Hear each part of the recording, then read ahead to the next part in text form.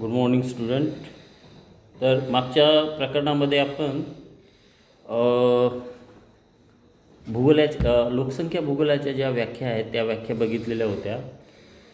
त्याच्यापूर्वी आपण लोकसंख्या भूगोलाचा उदय, त्यानंतर लोकसंख्या भूगोल सर्वप्रथम कुठे शिकवल्या जात होता या संदर्भात सर्व आपण बघितलेलं होतं. आज आपण बघणार आहोत त्याचे स्वरूप. बरोबर आहे, लोकसंख्या भूगोलाचे स्वरूप. तर लोकसंख्या भूगोलाचे स्वरूप बघताना आपल्याला 5 असे जे मेन पॉईंट्स दिलेले आहेत स्वरूपासंदर्भामध्ये.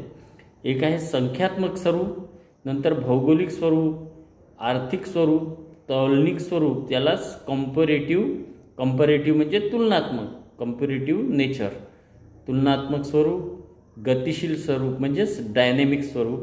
ह्या 5 जे नेचर्स आहेत म्हणजे स्वरूप आहेत त्या 5 स्वरूपासंदर्भात आपण इथे बघणार आहोत. तर लोकसंख्येच्या अभ्यासात साधारणतः लोकसंख्येचा आकार म्हणजेच त्याला इंग्लिशमध्ये आपण साईज म्हणतो. लोकसंख्येचा आकार, तिचे वितरण म्हणजेच डिस्ट्रीब्युशन म्हणजे कोणत्या प्रदेशामध्ये लोकसंख्या कशा प्रकारची आहे, म्हणजे विरळ आहे की जास्त घनता आहे की मध्यम घनता आहे. तर या संदर्भामध्ये आपण डिस्ट्रीब्युशनमध्ये पाहतो. तर त्यानंतर तिची संरचना म्हणजे स्ट्रक्चर, लोकसंख्येचं स्ट्रक्चर या विषयाचा प्रामुख्याने या स्वरूपामध्ये आपण विचार करणार आहोत.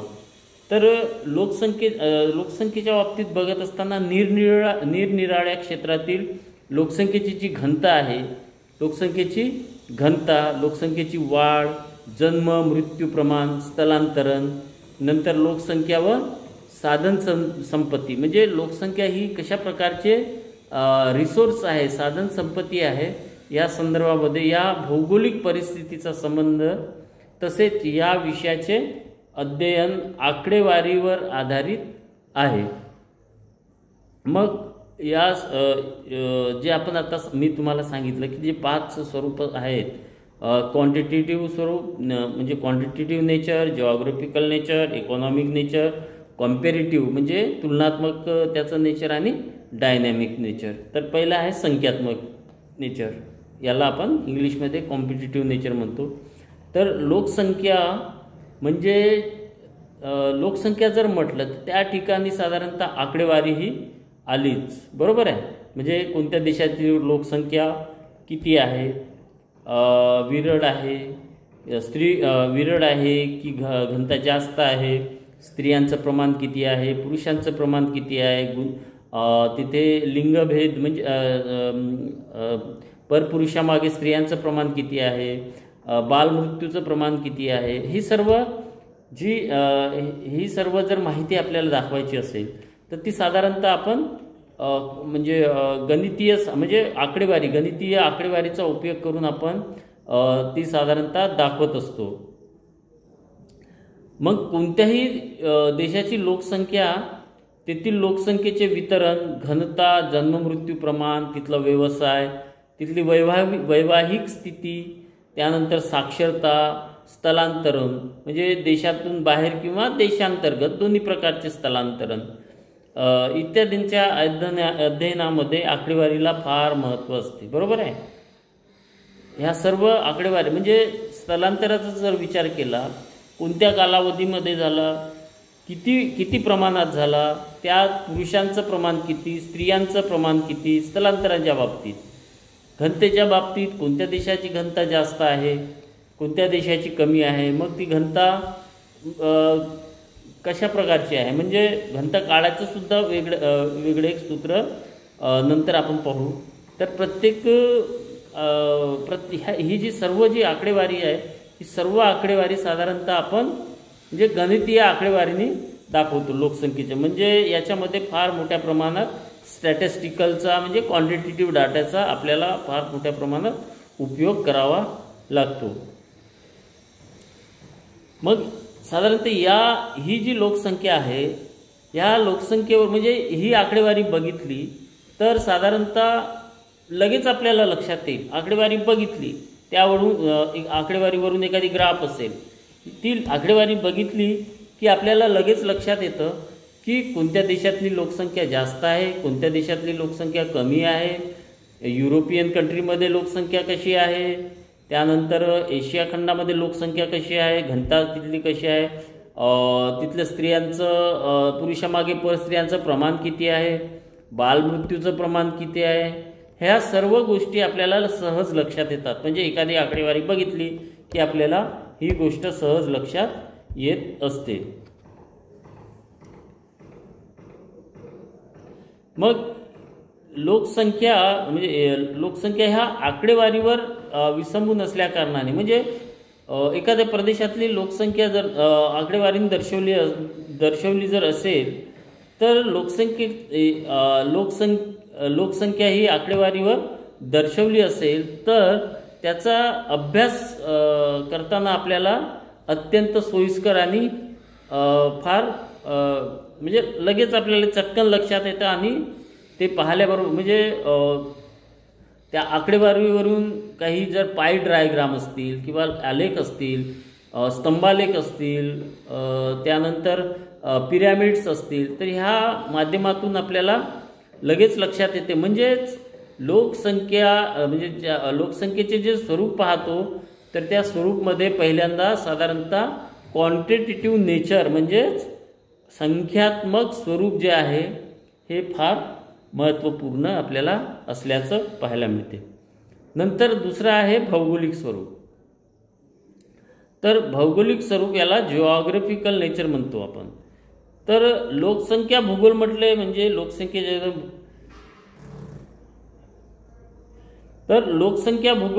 भूगोल म्हटले तर लोकसंख्येचे अध्ययन भौगोलिक परिस्थितीच्या अनुषंगाने, लोकसंख्येचे अध्ययन भौगोलिक परिस्थितीच्या अनुषंगाने आले.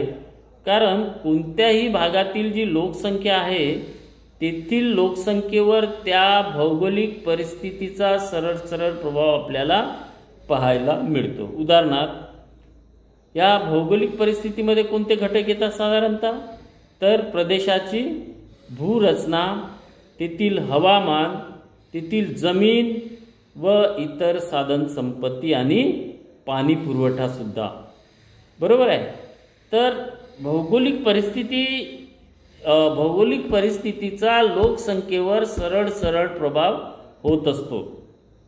याचं उदाहरण बघितलं तर एखाद्या पर्वतीय प्रदेशातील जी लोकसंख्या आहे ती अत्यंत विरळ असते. याचं मुख्य कारण काय, तर त्या ठिकाणी राहण्यायोग्य जमीन नसल्याने किंवा शेतीयोग्य जमीन नसल्याने अशा ठिकाणी लोकसंख्येचे जे घनतेचं जे प्रमाण आहे अत्यंत विरळ असते. याच्या उलट मैदानी प्रदेशामध्ये लोकसंख्येची घनता ही अत्यंत जास्त आहे. कारण तिथे मुबलक प्रमाणात पाण्याची उपलब्धता, त्यानंतर शेतीयोग्य जमीन आणि हवामान साधारणतः म्हणजे लोकसंख्येला पूरक असं हवामान तिथे असल्याने त्या ठिकाणी लोकसंख्येची घनता ही जास्त असते.